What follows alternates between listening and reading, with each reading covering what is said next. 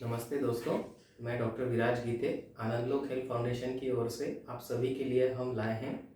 जिस प्रकार 11 साल से हम ऋतु शोधन शिविर चला रहे हैं, वो अभी भी इस साल भी हम आप सब के लिए लेकर आए हैं।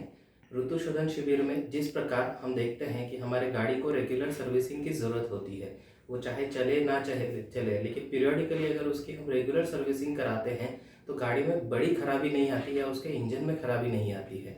उसी प्रकार हमारे शरीर रूपी इस गाड़ी का, इस यंत्र का अगर हम पीरियडिकली शुद्धि कराते हैं, शोधन कराते हैं, जिसमें आयुर्वेद में वमन, विरेचन, बस्ती, नस्य, रक्तमोक्षण, ये 5 कर्म बताए गए हैं, जो ये टूल्स हैं हमारे शरीर की शुद्धि यानी सर्विसिंग करने के लिए।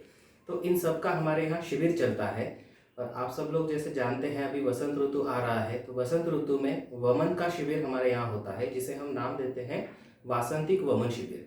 तो वासंतिक वमन शिविर होता क्या है? तो वमन शिविर में हम उल्टी के माध्यम से शरीर में जमा जो भी कफ है, वसंत के पहले जो 2 ऋतु आते हैं, हेमंत और शिशिर ऋतु में शरीर में कफ संचिति होने लगती है, थोड़ा थोड़ा कफ शरीर में जमा होने लगता है। और जैसे ही वसंत ऋतु में थोड़ी थोड़ी गर्मी बढ़ना शुरू हो जाती है, जैसे कि आप सब भी जानते हैं, जैसे जैसे गर्मी बढ़ना शुरू होती है तो सर्दी खांसी जैसी कॉमन बीमारियां उत्पन्न होना शुरू हो जाती हैं।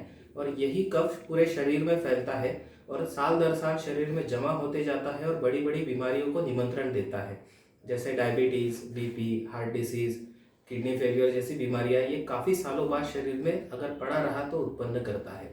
इन सब बीमारियों से बचने के लिए साल में एक बार अगर हम शरीर की शुद्धि कर देते हैं, यानी इस कफ को अगर हम शरीर से बाहर निकाल देते हैं, तो जिसके कारण ये बीमारी उत्पन्न होने वाली है वही अगर ना रहे तो ये बीमारियां भी उत्पन्न नहीं होगी।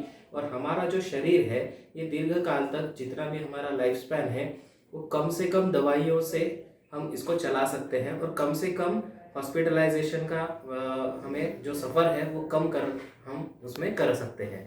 तो इसके लिए हम लेकर आए हैं वासंतिक वमन शिविर। इसमें हम उल्टी के माध्यम से शरीर में जो भी विकृत कफ संचित हुआ है, जो एक्सेस में हुआ है, जो हमारे बॉडी के लिए उपयुक्त नहीं है, उसको शरीर से बाहर निकाला जाता है। तो इस प्रोसेस में हर साल की तरह इस बार भी हमने जो भी मेडिसिन और रजिस्ट्रेशन और उस प्रकार से हर साल जैसे चलता है इस साल भी चलेगा। हर साल हमारा अनुभव ये रहा है कि करीबन 500 से 600 लोग इस शिविर का लाभ लेते हैं। पिछले 4-5 साल से हम ऑब्जर्व कर रहे हैं कि जो लोग कंसिस्टेंटली ये वमन कर रहे हैं, उनमें कोई क्रॉनिक अस्थमा वाले पेशेंट है, राइनाइटिस वाले पेशेंट है, डायबिटीज़ वाले पेशेंट है, जो बार बार हर साल दर साल ये वमन का शिविर का लाभ लेते हैं। साल भर उनको कोई दवाई नहीं लेनी पड़ती है। बहुत से पेशेंट ऐसे भी हैं जो अभी कोरोना महामारी के समय में भी वमन की वजह से जो एक्सेस कफ निकल जाता है, जिसकी वजह से बार बार इन्फेक्शन होना उनमें कम हुआ है और उनकी इम्यूनिटी भी काफ़ी अच्छी रही है। और वमन का उपयोग उनमें महामारी के समय भी उनको काफ़ी अच्छे से उसका उपयोग हुआ। वमन करने की वजह से उनका पारिवारिक और शारीरिक दोनों भी परिवार के परिवार आकर के करते हैं, इसलिए पूरे परिवार का स्वास्थ्य भी उससे मेंटेन होता है। तो ये जो वमन का शिविर है ये हम जनरली 12 साल से लेकर के तो 70-75 साल तक के जो लोग हैं, इन सब का अपन करते हैं। 75 साल के ऊपर भी जिनको बहुत ज़्यादा ज़रूरत है बीमारी की वजह से, जिनको लगता है, उनके लिए हम वमन का शिविर नहीं रखते हैं, लेकिन ज़रूरत के हिसाब से अपन उनका वमन कर सकते हैं। जो छोटे बच्चे हैं उनके लिए भी अगर बहुत ही ज़रूरत है तो 12 साल से नीचे के बच्चों का भी अपन वमन कर सकते हैं। जैसे कि हम देखते हैं कि शिविर के अलावा भी डेली हमारे यहाँ 3 से 27-28 तक भी वमन एक दिन में हमने किए हैं। ओपीडी लेवल पर ये सब हो जाते हैं। प्री प्लानिंग के हिसाब से इसको करना होता है। तो आप सभी आमंत्रित हैं इस वासंतिक वमन शिविर में। मैं चाहता हूं कि आप सभी लोग आएँ। वसंत ऋतु में अपने शरीर का कफ का शोधन करके, शरीर की शुद्धि करके आप सभी निरोगत्व को प्राप्त हो।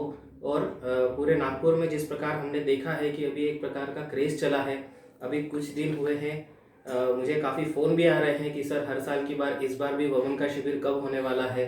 तो ये कल्चर अभी हमारे नागपुर में शुरू हुआ है कि जैसे ही ऋतु बदलता है तो वमन कराइए। जैसे हमने पिछली बार विरेचन का शिविर लिया था, उसके पहले हमने वर्षा ऋतु में जब बस्ती का शिविर लगाया था, तो उस समय भी काफ़ी लोगों के फ़ोन आ रहे थे, काफ़ी लोग संपर्क कर रहे थे, पूछ रहे थे कि अभी ऋतु शोधन का अगला शिविर कब होगा। तो ये आप सबके लिए वसंत ऋतु जो अभी शुरू हो गया है इसका मैं आज से आपको आमंत्रित करता हूँ। आप सभी आइए, सहपरिवार आइए, आप सब लोग आकर के इस शिविर का लाभ लीजिए और अपने परिवार के स्वास्थ्य की ओर एक कदम बढ़ाइए। धन्यवाद।